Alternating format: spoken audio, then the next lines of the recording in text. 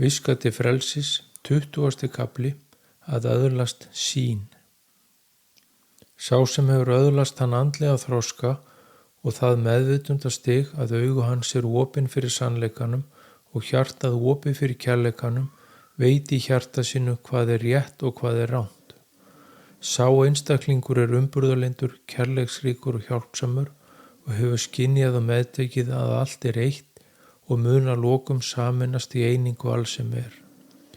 Sá einstaklingur þarf hvorki lög né reglur til að segja honum hvað má og hvað má ekki og hefur heldur ekki þörf á ráðum frá yfirvöldum sem vilja ráða og stjórna lífi annarra.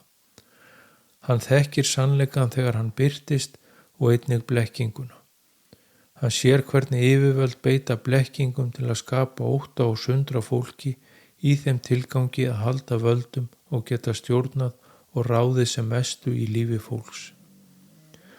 Þetta getur verið krefjandi að lifa í heimi blekkinga fyrir þann sem opnað hefur augun fyrir sannleikanum.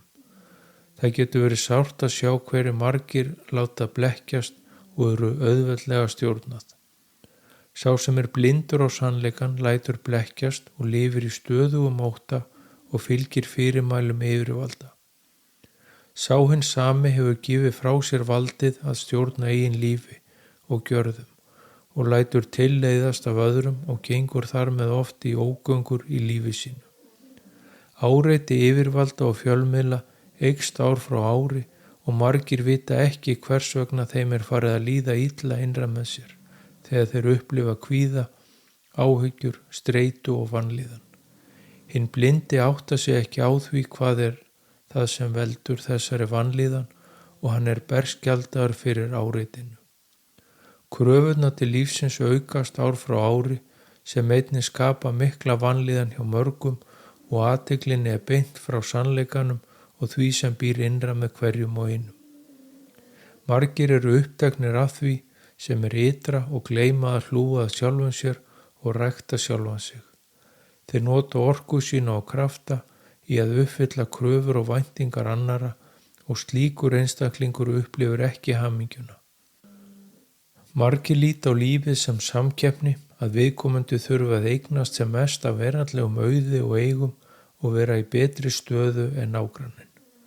Þannig mun hann öðlast lífshamingju og lífsfyllingu. Þetta er eina blekkingunum sem hinn blindi sér ekki í gegnum. Það fer mikill tími og mikil orka í slíkan lifnað og þið innra er það að sama skapi vanrækt. Blekkingin skapar ótta, sundrung og þjáningar hjá mörgum og er það hluti af þroska sálarinnar að upplifa slíkar þjáningar. Þegar sálin hefur upplifað að lifa í heimi blekkinga, ótta og sundrung, mun hún að lokum upplifa köllun innra með sér að vakna til meðvitundar lífið, tilveruna og sjálfan sig. Augun byrja að fá sýn og skynja og sjá blekkingarnar í kring. Hvernig yfirvöld og fjölmiðlar spila með tilfinningar fólks til að halda völdum sínum. Hvernig áreiti er beitt til að skapa vanlíðan hjá fólki, með fölskum vonum og væntingum í sífellu. Fólk ver að skynja mikilvægi sjálfsræktar að hún sé lykillinn af lífshamingjunni. Augun opnast að lokum fyrir sannleikanum og viðkomandi opnast til sjálfsmeðvitundar og að vera meðvitaður hvað það er sem skiptir máli í lífinu. Hann skynjar að sannleikurinn frelsar frá blekkingum umhverfisins og áreiti og hvernig hann frelsar þig frá sjálfsblekkingunum. Þú hættir að lifa eftir væntingum annara og samfélagsins og byrjar að lifa eftir eigin væntingum. Smám saman mun hjarta þitt opnast fyrir kærleika alls sem er og þú öðlast meira umburðarlyndi, hjálpsemi og kærleika til annara.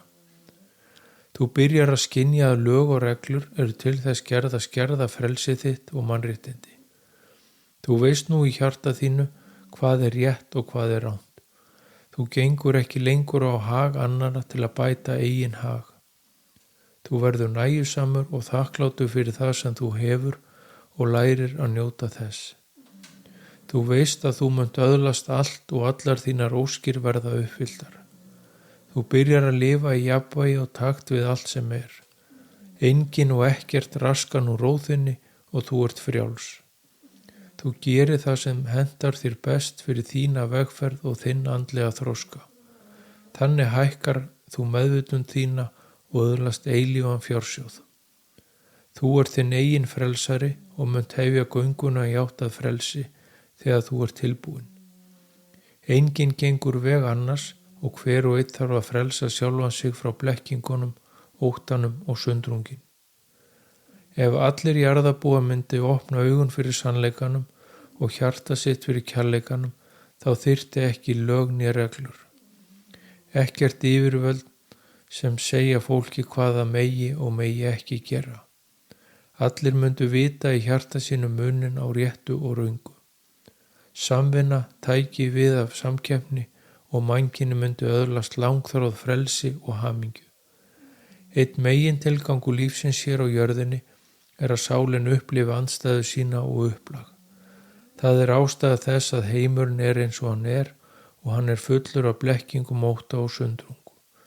En það verkefni hvers og eins að vakna til sjálfsmeðvitundar og opna augun sín fyrir sannleikanum og frelsa þig frá hringrás, fæðingar, lífs og dauða og ljúka þar með jarðneskum lífum sínum og öðlast eilíft líf í himnaríki þar sem allir lifa í sannleika, kærleika og einingu.